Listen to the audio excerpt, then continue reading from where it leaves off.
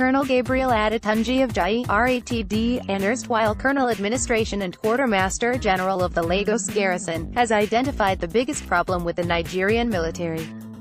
Ajayi spoke to TheSun against the backdrop of recent allegation of complicity against the military by a former Minister of Defense, Lieutenant Gen. Theophilus Danjuma, retd.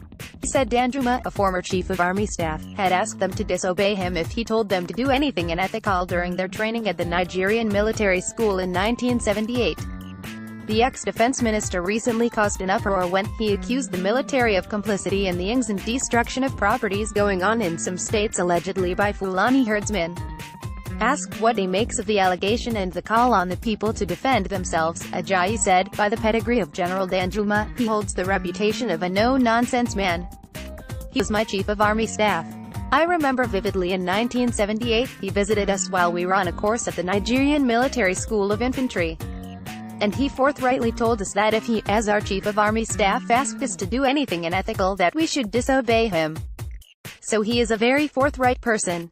He is not a frivolous man. He would not speak without having concrete proof and evidence. I don't like the way Nigerian military have been behaving for quite some time now, and I am not happy about it. They react to certain things that need not to react to. If the military is owned by Nigeria and Nigerians are complaining about certain things, all they need to do is not to defend themselves but to look at those things and carry out amendments where necessary. One mistake I found with the military throughout my career is that all of us believe our loyalty is to the Commander-in-Chief and not to Nigeria, whereas the Commander-in-Chief himself is supposed to be loyal to Nigeria."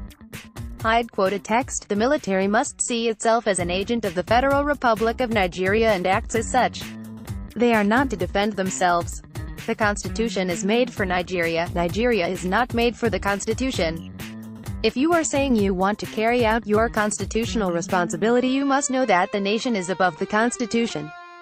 The nation can afford to throw away the Constitution and make another one, but the Constitution cannot afford to do away with the nation. So if people of Danjuma's pedigree are saying something as serious as that, it is not for the military to immediately reply and begin to debunk the claims. What they need to do is for them to look inwards and see what has gone wrong. If a former Chief of Army Staff could turn round to say his boys are partial, it is like a father telling his children that they are not doing the right thing. Danjuma is a father to the military. I think he can be frivolous in his statement. All we need to do is to examine what he has said, see where we have gone wrong and make the necessary amendments.